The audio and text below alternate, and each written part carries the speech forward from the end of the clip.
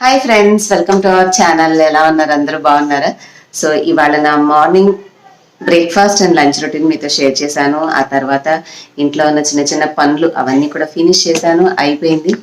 So పీస్ఫుల్గా కూర్చున్నాను. Time వచ్చేసి 4:58, అంటే ఇంకొక 2 నిమిషాల్లో తేజు వచ్చేస్తాడు. సో తన కోసం స్నాక్స్ చేయాలి కాబట్టి ఇదేంటి ఇలా అనగానే వస్తుంది, మళ్ళీ పోతుంది.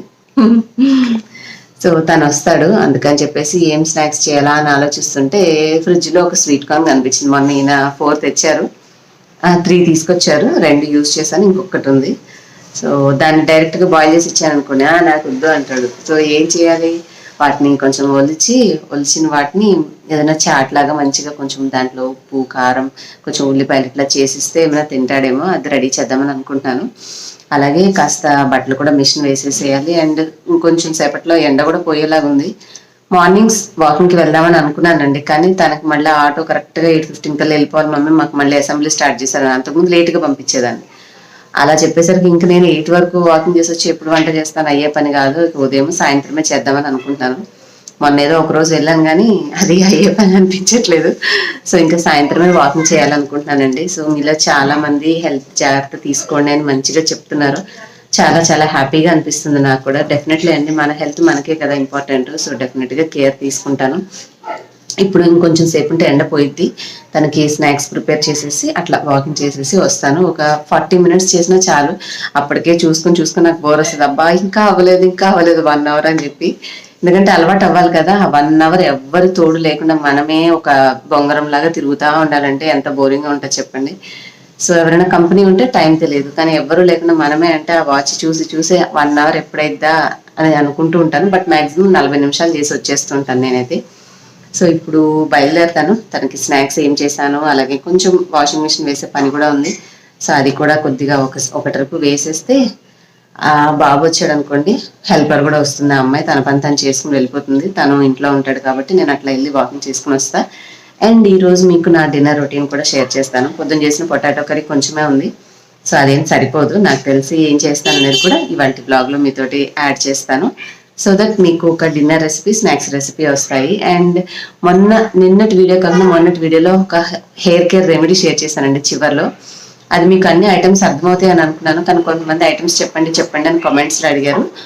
ఆ రెమెడీ నేను చేసినటువంటి సెపరేట్ వీడియో లింక్ మీకు డిస్క్రిప్షన్లో ఇస్తాను, ఇక్కడ ఐ కార్డ్లో కూడా ఇస్తాను.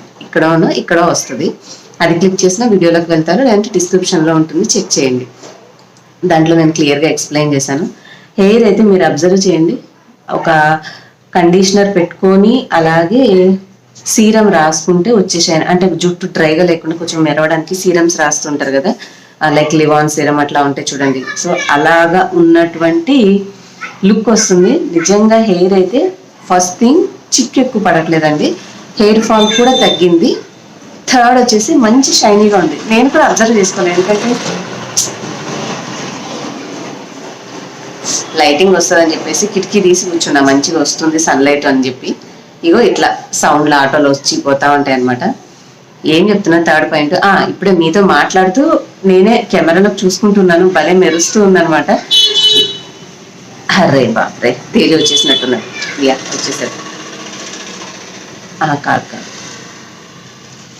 సో మీతో మాట్లాడుతూ నేను కూడా చూసుకుంటానండి. జస్ట్ ఇప్పుడే హెయిర్ అయితే భలే మెరుస్తూ ఉంది. ఇప్పుడు ఇంతటి వరకు సన్లైట్ ఉన్నప్పుడు ఇంకా బాగా మెరిసింది, అయినా కూడా భలే బ్లాక్ గా మంచిగా కనిపిస్తుంది. నాకైతే బాగా నచ్చింది. సో డెఫినెట్ గా ట్రై చేస్తాను మళ్ళీ. ఇంకా ఇలాంటి బోల్డ్ అన్ని నా ఓన్ ట్రయల్ అండ్ ఎర్రర్ తోటి కొన్ని రెమెడీస్ నాకు నేనే సృష్టించుకోవాలి. ఎందుకంటే నా హెయిర్ చాలా ఊడిపోయి ఇక్కడ వచ్చిన తర్వాత చాలా చాలా చాలా తగ్గిపోయింది. సో పెరగడానికి అయితే పెరుగుతూ ఉంది, కాకపోతే ఊడిపోయిన చోట జుట్టు వస్తేనే మనకు ఆ ఒత్తు అనేది తగ్గకుండా ఉంటుంది. ప్రాబ్లం ఏంటంటే ఊడుతుంది, పొడుగవుతుంది, కానీ కొత్త జుట్టు మళ్ళీ రావడం అనేది ఆగిపోయింది అనమాట. దానికోసం తీవ్రంగా కష్టపడి కొత్త రెమెడీలు ట్రై చేస్తున్నాను. సో నేను ట్రై చేసే రెమెడీస్ అన్ని కూడా మీతోటి బ్లాగ్స్ లో షేర్ చేస్తుంటాను. అలాగే వాటిని సెపరేట్ వీడియోగా నేను స్వప్న టిప్స్ అండ్ ఐడియాస్ లో షేర్ చేస్తుంటాను. మీకు ఇష్టం ఉంటే అందులో ఇట్లాంటి రెమెడీస్ మిస్ అవ్వకుండా ఉండాలని నేను అందులో కూడా అప్లోడ్ చేస్తుంటాను. డిస్క్రిప్షన్ లో లింక్స్ ఉంటాయి, సబ్స్క్రైబ్ చేసుకోండి. ఇప్పుడు వాష్ ఏరియాలో చిన్న పని ఉంది, అలాగే వాడికి స్నాక్స్ చేసేసి నేను వెళ్ళి వాకింగ్ చేసుకోవాలి. వచ్చిన తర్వాత చేసే కుకింగ్ రొటీన్ అనేది స్టార్ట్ అవుతుంది. ఇంకైతే ఎటు వాకింగ్ కూడా వెళ్ళాలి కదా, కొంచెం హెయిర్ టై చేసేసుకుందాం అని చెప్పేసి పైన పెట్టుకుంటూ మీకు చెప్పాను కదండి. సో నేను కూడా ఒకసారి చూసుకోవాలనిపించి చూసుకుంటున్నాను. చక్కగా మంచిగా గ్లాసీగా మంచి బ్లాక్గా అనిపించింది. కొద్దిగా హెయిర్ మనకి రీగ్రో కూడా అయ్యి ఒత్తుగా అయితే ఇంకొంచెం బాగుంటుంది. కానీ జుట్టు అనేది ఇన్స్టెంట్ రిజల్ట్ రాదండి. కష్టపడి ఒక 3 నుంచి 6 నెలలు కనుక కష్టపడితేనే మనకి అప్పుడు కొద్దిగా తేడా అనేది తెలుస్తుంది. సో వెయిట్ చేయాలి, కొద్దిగా రెగ్యులర్గా ట్రై చేస్తూ ఉంటే ఏమైనా లాభం ఉంటుందేమో చూడాలి. చూసి ఎప్పటికప్పుడు మీకు వ్లాగ్స్లో నేను ఏ రెమెడీస్ చేస్తున్నానో అప్డేట్ చేస్తూ ఉంటాను. ఇంకైతే తేజ్ వచ్చేసే టైం అయిపోతుంది. స్నాక్స్ కూడా చేయడానికి స్వీట్ కార్న్ ఫ్రిడ్జ్లోంచి తీసాను చెప్పాను కదా. సో ఈ లోపల అవి తయారు చేసే లోపల ఒక ట్రిప్ వేసేసేద్దాము. బట్టలు అంటే కొంచెం వాకింగ్కి వెళ్ళినప్పుడు వేసుకున్నవి, మామూలుగా ఎక్సర్సైజ్ చేసినప్పుడు ఇంట్లో నార్మల్గా ఎక్సర్సైజ్ చేసుకున్నప్పుడు వేరేవి యూస్ చేస్తున్నాను కరెక్ట్గా ఫిట్టింగ్గా ఉండడం కోసమని. బయట ఒక రకం, ఇంట్లో ఒక రకం, రెగ్యులర్గా వేసుకుని అలా బోల్డ్ ఉన్నాయి. అంటే అవన్నీ ఏంటంటే కొంచెం సేపు వేసుకుని తీసేవే అనమాట. నేను మళ్ళీ కొంచెం చెమట పట్టినా కూడా వేసుకోనండి. మళ్ళీ ఒక వాష్ చేసేసుకుని క్విక్ వాష్ యూస్ చేస్తూ ఉంటాను. సో అవి చాలా అయిపోయినాయి, ఎందుకులే మళ్ళీ మిగతా వాటితోటి అని చెప్పి సరే ఒక ట్రిప్ వేసేద్దామని అనిపించింది.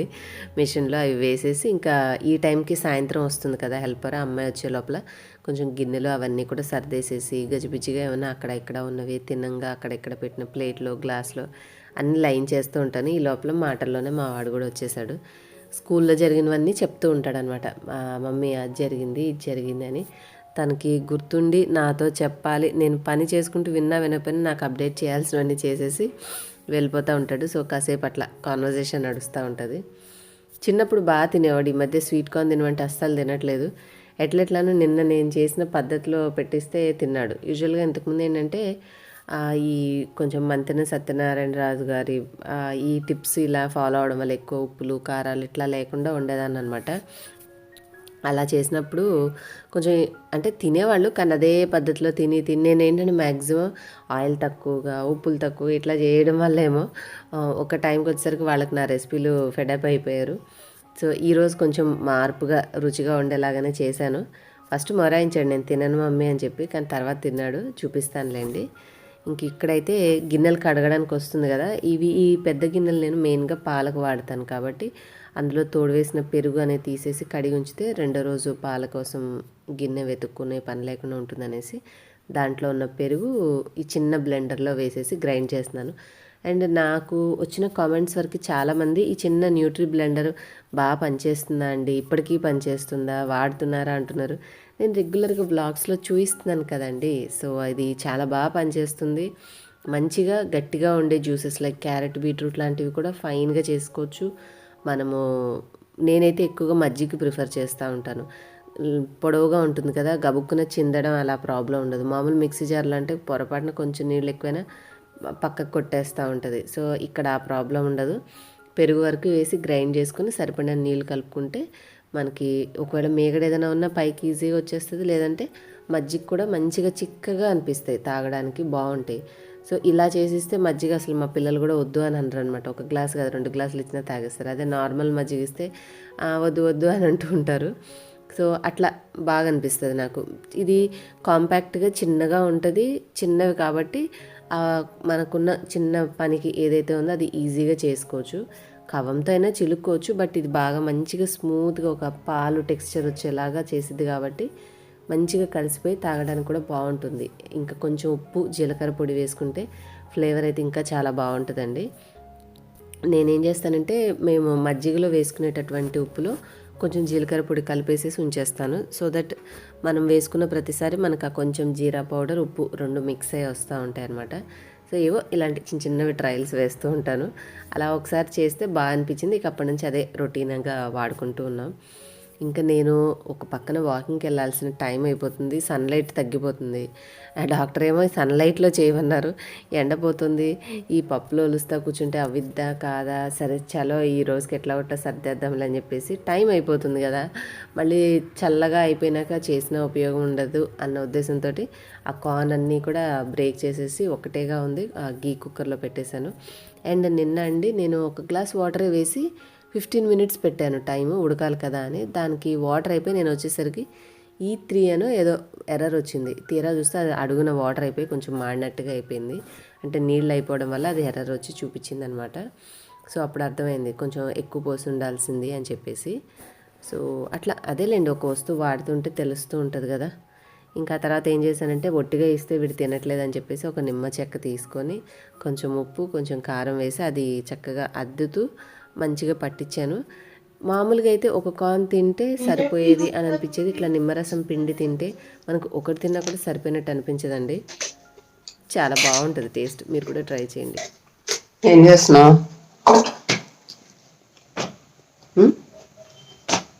అలా అంటే ఏం అర్థమైంది? ఏం డాన్స్? మా అబ్బాయి డ్యాన్స్ ప్రాక్టీస్ చేసుకుంటున్నాడు. స్కూల్లో సోలో డ్యాన్స్కి నేమ్ ఇచ్చాడంట. సో డీజే టిల్లు సాంగ్ని ప్రాక్టీస్ చేసుకుంటున్నాడు. అవునా? ఎందుకు అంత ఫీల్ అయిపోతున్నావు చెప్పావని? సరే చేసుకో. కార్న్ అయితే సూపర్గా ఉంది. డెఫినెట్గా మీరు కూడా ఎప్పుడైనా ఉడికించుకున్నప్పుడు అలాగే నిమ్మకాయ ఉప్పు కారం వేసుకున్నారంటే సూపర్ టేస్టీగా చాలా బాగుంది. చూడండి ఎట్లా ఎక్కరిస్తున్నాడు వెనకాల. ఏయ్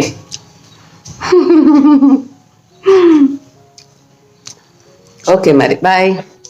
ఇంకా వాకింగ్ చేసి వచ్చిన తర్వాత వంట చేయడానికి స్టార్ట్ చేశాను. ఒక పక్కన అర్లీగా తినాలి అని చెప్పేసి తొందరగా చేయాలి అంటారు మా వారు.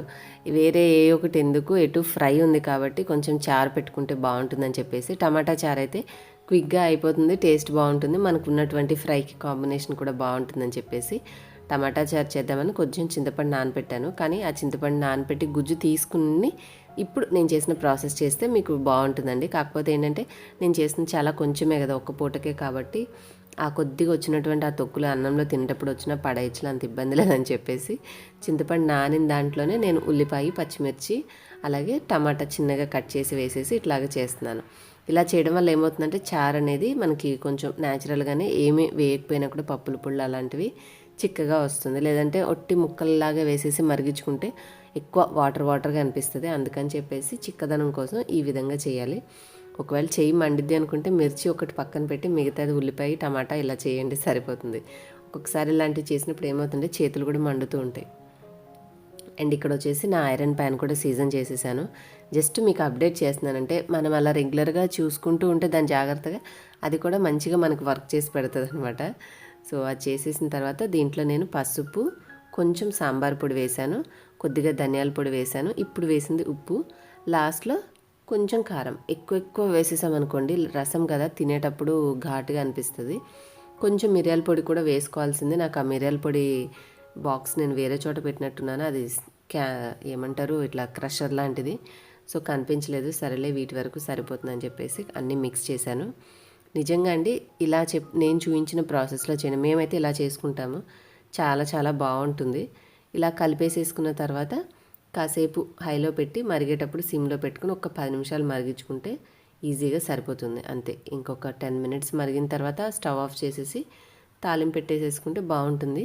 కానీ ఎప్పుడైనా చింతపండుకి సంబంధించిన ఐటమ్స్ చేసేటప్పుడు కొంచెం తీపి కనుక వేసుకుంటే ఆ పులుపుకి విరుగుడులాగా మనకి కూడా ఇబ్బంది లేకుండా ఉంటుంది తినేటప్పుడు. నేను ఇందులో కొంచెం ఒక 1/2 టీ స్పూన్ అల్లం వెల్లిపాయ పేస్ట్ కూడా వేసానండి. అది వేసిన క్లిప్పింగ్ నాకు కనిపించలేదు, బట్ అది కూడా వేసుకొని చివర్లో కొద్దిగా బెల్లం కూడా వేసాను. ఒక చిన్న బెల్లం గడ్డ అంతా వేసేసుకుంటే మనకి ఆ రసం టేస్ట్ కూడా బ్యాలెన్స్ అయ్యి చాలా బాగుంటుంది తినేటప్పుడు. ఎక్కువ తీపిగా అనిపించకూడదు, కొంచెం వేసుకుంటే చాలు. లాస్ట్లో ఆల్రెడీ కరివేపాకు నేను రసంలోనే వేసేసానండి, మంచిగా మరిగితే మనకి టేస్ట్ ఫ్లేవర్ రెండు బాగుంటాయని. అందుకే ఒట్టిగా కొన్ని మెంతులు ఆవాలు జీలకర్ర కొద్దిగా ఇంగువ కొంచెం ఎండుమిర్చి వీటి వరకు తాలింపు వేసేసి ఉంటే వేసుకోవచ్చు, బట్ నా దగ్గర కరివేపాకు అయిపోయింది. సో దాంట్లో రసంలో కలిపేసుకుంటే యమ్మీగా చక్కగా రెడీ అయిపోతుంది. మీరు కూడా ఇలా ట్రై చేయండి. నాకైతే చాలా చాలా బాగా నచ్చింది. సాయంత్రం టైంలో ఆలూ ఫ్రై నంచుకుంటూ రసంతో పెట్టుకుంటే బాగా అనిపించింది. ఇంకా నేను వండేటప్పుడు ఈ బెల్లం వేయలేదని చెప్పేసి కొంచెం వేడి మీద ఉండగానే దించిన తర్వాత వేసేసాను. ఇబ్బంది ఏం లేదండి, బాగానే ఉంటుంది. ఇలా మీరు కూడా ట్రై చేయండి. హోప్ ఇవాళ నేను చూపించినటువంటి రెసిపీ స్నాక్స్ అండ్ డిన్నర్ టైంలో చేసిన రసం మీకు నచ్చాయని అనుకుంటున్నాను. మీరు కూడా ట్రై చేయండి. అండ్ ఇలాంటి మంచి మంచి టిప్స్ అండ్ రెసిపీస్ మిస్ అవ్వకుండా ఉండాలంటే మన ఛానల్ సబ్స్క్రైబ్ చేసుకుని వీడియోస్ నచ్చితే లైక్ చేసి షేర్ చేయండి.